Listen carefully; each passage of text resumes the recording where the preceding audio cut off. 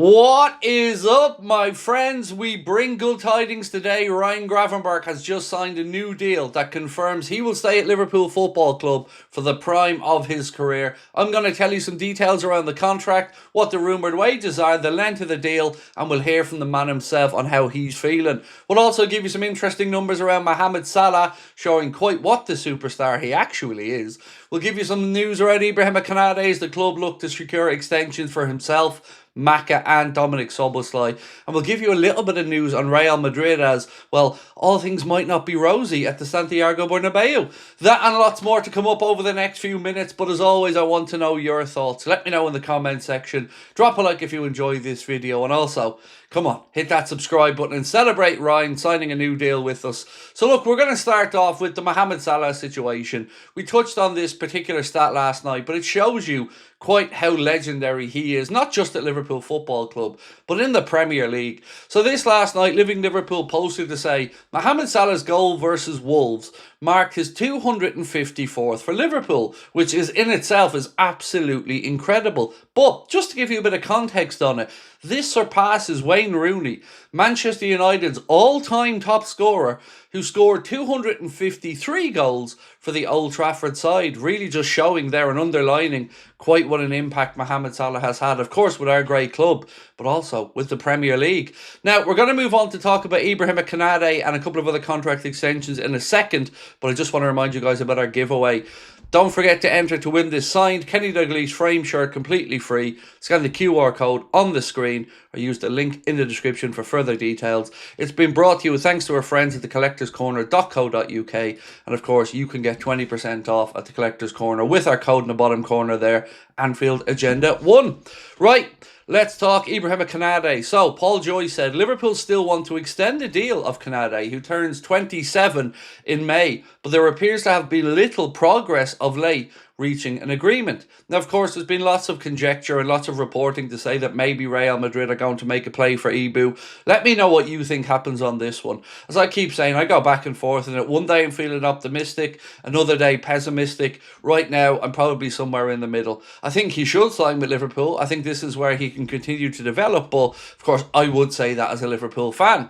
Another bit of reporting from Paul Joyce said Liverpool were also in discussions on a contract extension with Szoboszlai, and there's also been contact with Alexis McAllister's father, Carlos, who also represents him.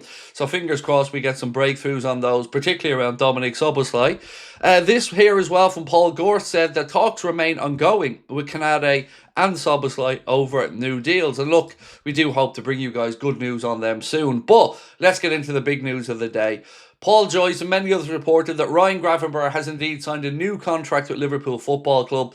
It's believed it's a 6-year contract, and I'll run through the numbers that are doing the rounds for you in a moment. But this here said Ryan Gravenberch's performances this season, like those of many of his Liverpool teammates, may have not reached the same levels of consistency, but the belief in his ability remains unwavering among the Anfield hierarchy. From Ryan himself on the new deal, he said, for the short term, my aim is to end this season as well as possible, and the long term, win as many more trophies as I can with Liverpool. I have a really nice relationship with the fans. Always when I do something good in the stadium, I hear them singing my chant. I'm really grateful for the supporters, because without them, we would not be where we are now. In the future, we want to give them many more trophies, so hopefully we can get that done. Now, at 23 years of age, Paul Gorst writes, Anfield Chiefs believe Ryan Gravenberch's best years are to come, and the club confirmed the agreement on Saturday afternoon after talks progressed with Gravenberch's team, Iriola's agency, Mino Raiola's old agency, progressing smoothly and, of course, culminating in him signing that new contract. This came as a pleasant surprise today, I'm not going to lie. We knew that the club had opened those conversations with the three midfielders. All of their contracts end in 2 years, although Ryan's now doesn't, because we believe, as we said, that is a 6-year deal for Ryan Gravenberch, which will keep him at the football club until he's 29 or 30 years of age and giving his best years of service to the Reds. So, His agent, Jose Fortes Rodriguez, has negotiated a total salary, according to a report in the Netherlands, of €100 million spread over the next 6 years. Various performance-related bonuses could still be added on top of that. So some quick maths on that will tell you that in euros, that's about €330,000 per week. In British pounds, it's about £270,000 per week. Now, if Ryan Gravenberch at 23 is getting that type of salary from Liverpool, I think it's fair to say that Dominic Szoboszlai will be looking for numbers in and around the same, if not a tad higher. And who could deny him them? Ryan deserves his contract, of course he does, but I do think those numbers, for my liking anyway, are a little on the high side. And I do mean a little. It's not in the realms of ridiculousness. I'm talking probably 30, 40k a week is where I would have been lower. But got the job done. Ryan's committed to the club, and if we can do a similar thing with Dominic Szoboszlai, then fingers crossed on that one. So, Ryan Gravenberch, on playing in the number 6 position, had this to say. It's really nice to play there. When I first arrived, it was totally different. And then when Arne Slot came in, he put me there. Of course, it goes with ups and downs. But since I think we really did a great job.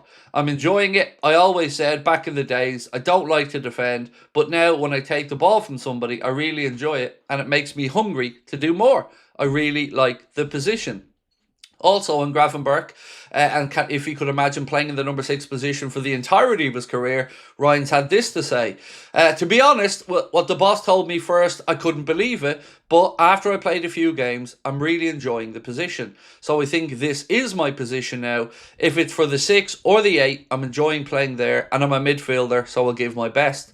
Now look, my take on this, ladies and gents, is I don't think he is a natural 6. I think he can play in that role, but ultimately I'd like him to play alongside a number 6, and that's where I really do think we'll see the best of him going forward. Let me know your thoughts on that one, though. This is good news. He is a player at 23 who, of course, will have the eyes of the world on him. He came from Bayern Munich to Liverpool after spells with Ajax, and didn't really work out from there, but under Arne, you've got to give credit, he has really blossomed, and in that number 6 role, well, he helped us win that league title last year. So congratulations to him on his new deal.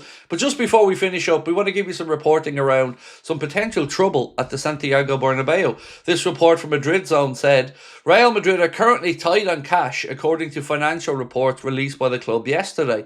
The club only had €3.4 million in cash as of December 31st, at the beginning of the transfer window. 6 months earlier, the club had €175 million in cash, but much of it was spent on new signings and on the infrastructure of the Santiago Bernabeu.